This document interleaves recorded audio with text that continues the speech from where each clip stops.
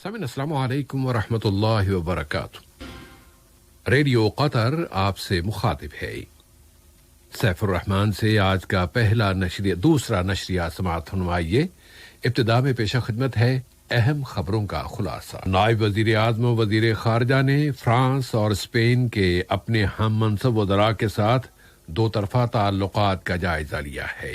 امن کے عالمی اسکیل پر مشرق وسطی اور شمالی افریقہ کے ملکوں میں مسلسل سر فہرست یعنی پہلے نمبر پر ہے، اور لیبیا کی وفاقی حکومت کی فوجیں وہاں کے شہر سرت کے آس پاس لڑائی کے مقامات پر جمع ہو گئی ہیں، اور انقرہ نے کہہ دیا ہے کہ وہ اقوام متحدہ کی نگرانی میں ہونے والی کسی بھی فائر بندی کا حامی ہے۔ سامعین، یہ تھا اہم خبروں کا خلاصہ، اور اب پیش خدمت ہے ریڈیو قطر سے آج کا دوسرا مفصل نشریہ۔ بسم اللہ الرحمن الرحیم۔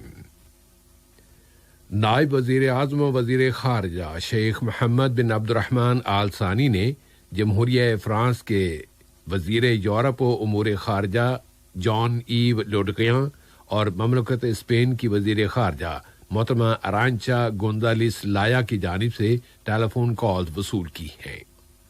ان رابطوں میں دو طرفہ تعلقات اور مشترکہ دلچسپی کے امور کا جائزہ لیا گیا۔ مجلس شورا نے ایک عالمی مذاکرے میں شرکت کی ہے جس کا عنوان تھا دنیا کے مستقبل کی تشکیل میں خواتین کی لیڈرشپ اور نئی فطری صورتحال کی تعمیر۔ فیمیل سیاسی قیادتوں کی فاؤنڈیشن نے ویڈیو کمیونیکیشن ٹیکنالوجی کے ذریعے اس مذاکرے کا اہتمام کیا تھا۔ اس مذاکرے میں اداروں کی اصلاحات اور قانون سازی میں کووڈ-19 کی وجہ سے میسر آنے والے غیر معمولی امکانات اور ان امکانات کے حصول میں خواتین کو برابری کے مواقع تک پہنچنے کے موضوعات زیر بحث آئے ہیں۔ مجلس شورا کی رکن محترمہ ریم بنت محمد المنصوری نے اس مذاکرے میں مجلس شورا کی نمائندگی کی ہے۔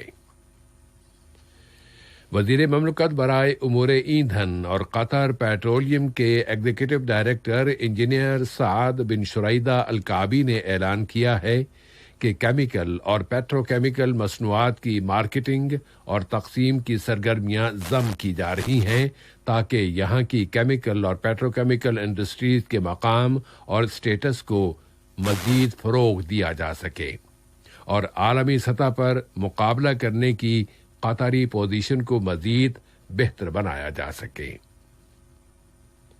قطر مسلسل کامیابیوں پر کامیابیاں سمیٹ رہا ہے۔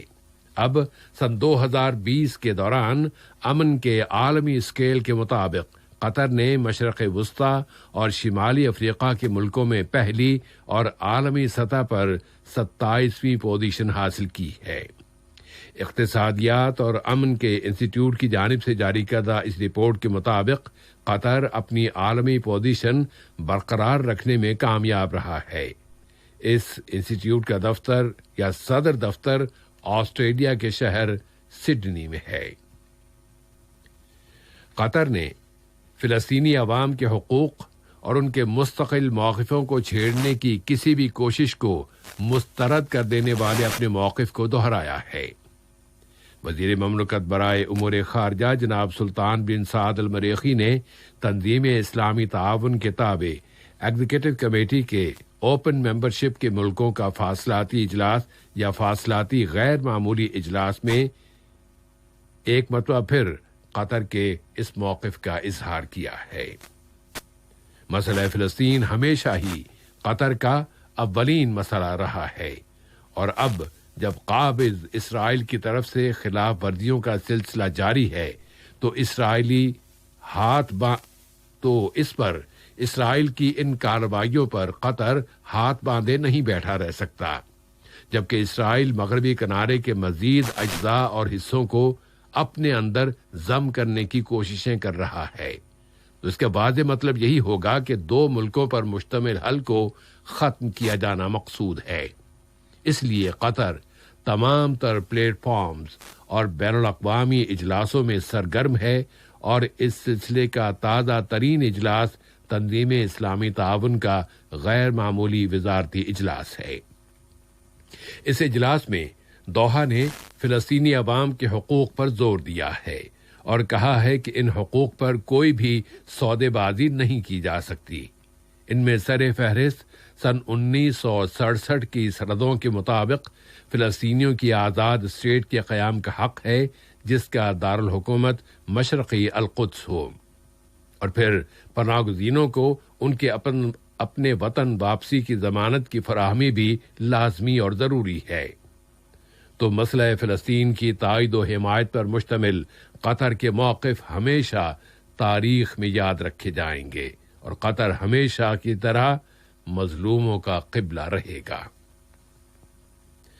قطر نے ایک مرتبہ پھر کہا ہے کہ وہ ہر طرح کے تشدد اور دہشت گردی کو مسترد کرتا ہے، خواہ اس کی وجوہات و اسباب کچھ بھی کیوں نہ ہوں۔ قطر کی وزارت خارجہ نے اپنے ایک بیان میں نائجیریا کی شمال مشرقی ریاست بورنو کے ایک گاؤں پر کیے جانے والے مسلح حملے کی شدید الفاظ میں مذمت کی ہے۔ اس حملے میں متعدد اشخاص ہلاک اور زخمی ہو گئے ہیں۔ لیبر اور مزدوروں کے حقوق کی ضمانت کی شدید خواہش کے مطابق حکومت کے رابطہ دفتر نے اپنے ایک بیان میں کہا ہے کہ ہوم اسٹیڈیم میں کام کرنے والی کمپنیوں میں سے ایک کمپنی کی جانب سے اس کے ملازمین کو تنخواہیں نہ دیے جانے کے بارے میں ایمنسٹی انٹرنیشنل کی رپورٹ کے بعد اس کمپنی کے خلاف قانونی کارروائی کی گئی ہے اور لیبر کو تنخواہیں دیے جانے کے عمل کی اب پیروی کی جا رہی ہے۔ اس سے یہ ثابت ہوتا ہے کہ قطر اپنی سرزمین پر لیبر کے حقوق کی ضمانت کے لیے تمام تر ضروری اقدامات کرنے میں ذرا بھی تاخیر نہیں کرتا۔ شفافیت اور ٹرانسپیرنسی کے اصول کی بنیاد پر وزارت صحت عامہ نے اعلان کیا ہے کہ ملک میں کورونا وائرس کووڈ-19 سے متاثر ہونے والوں میں 1476 کیسز کا مزید اضافہ ہو گیا ہے، اور گزشتہ 24 گھنٹوں کے دوران مزید 1918 مریض صحت یاب ہو گئے ہیں۔ اس طرح قطر میں شفا پانے والے مریضوں کی مجموعی تعداد اب 51,331 ہو گئی ہے۔ اعلان کے مطابق مزید 3 مریض چل بسے ہیں۔ وزارت صحت نے اپنے بیان میں بتایا ہے کہ اب اس وقت جہاں اس وائرس سے متاثر ہونے والوں کی تعداد میں قدرے کمی ریکارڈ کی گئی ہے، اور یہ کمی متعلقہ اداروں اور شعبوں کی جانب سے اس وائرس کی روک تھام کے لیے کی جانے والی کوششوں کا نتیجہ ہے۔ احتیاطی اقدامات اور تدابیر کے ساتھ ساتھ معاشرے اور سماج کے افراد کی جانب سے بچاؤ کی تعلیمات اور سفارشات، اور خاص طور پر سماجی دوری یعنی سوشل ڈسٹینس کی پابندی کرنے کی وجہ سے قطر اس وائرس کے پیک ٹائم سے اب نکل رہا ہے، اور اب اس کے پھیلاؤ میں کمی آتی جا رہی ہے۔ یہاں یہ بات بھی واضح رہنی چاہیے کہ صحت کے پورے سسٹم کی جانب سے کی جانے والی کوششیں صرف کورونا وائرس کے خلاف جنگ تک محدود نہیں ہیں، بلکہ دوسری بیماریوں کے شکار لوگوں اور خاص طور پر آپریشنز وغیرہ کے شعبوں پر بھی بھرپور توجہ دی جا رہی ہے۔ وزارت صحت طبی سرپرستی کی بہبود میں ٹیلی میڈیسن اور دوسری بہت سی سروسز بھی فراہم کر رہی ہے۔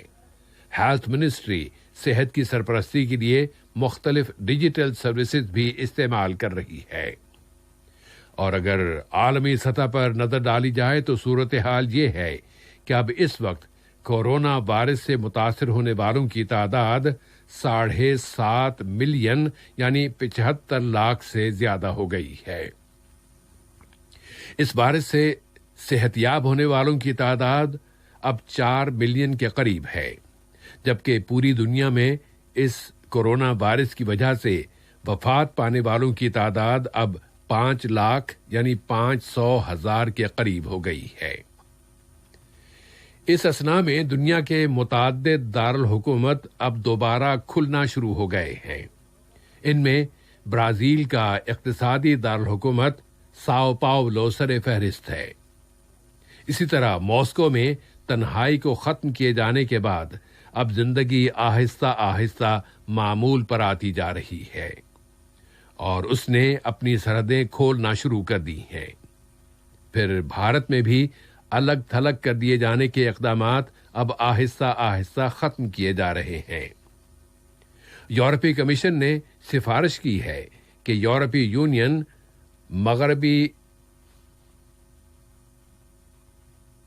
یونین کے ممالک مغربی بلقان کے مسافروں کے لیے اپنی سرحدیں اگلے مہینے یعنی جولائی کی 1 تاریخ سے دوبارہ کھول دیں۔ لیبیا کی وفاقی حکومت کی فوجیں اب شہر سرت کے آس پاس لڑائی کے مقامات پر جمع ہو گئی ہیں۔ سیاسی سطح پر ترکی نے اعلان کر دیا ہے کہ وہ اقوام متحدہ کی نگرانی میں کرائی جانے والی کسی بھی فائر بندی کی تائید اور حمایت کرتا ہے۔ ترک وزیر خارجہ مولود چاوش اوگلو نے اعلان کرتے ہوئے مزید کہا ہے کہ امریکہ کو لیبیا میں زیادہ سرگرم کردار ادا کرنا چاہیے، خواہ وہ فائر بندی کے لیے ہو یا سیاسی مذاکرات اور بات چیت کے لیے۔ اس اثناء میں دونوں متحارب فریقوں نے اقوام متحدہ کی نگرانی میں ہونے والے مذاکرات دوبارہ شروع کر دیے ہیں۔ ان مذاکرات کا مقصد وہاں فائر بندی کرانا ہے۔ اور امریکی شہری جارج فلوئڈ کے قتل کے اثرات ابھی تک جاری ہیں اور امریکہ میں احتجاجی مظاہروں کا سلسلہ بڑھتا جا رہا ہے۔ ان مظاہروں میں مطالبہ کیا جا رہا ہے کہ نسل پرستی کی روک تھام کے لیے وہاں نئے قوانین بنائے جائیں۔ اب اس وقت امریکی کنفیڈریشن سے پہلے کے دور کے فوجی جرنیلوں کے مجسمے ان دنوں گرما گرم بحث کا موضوع بنے ہوئے ہیں۔ آج کے یہ نشریہ ختم ہونے سے قبل اہم خبروں کا خلاصہ ایک مرتبہ پھر سماعت فرما لیجیے۔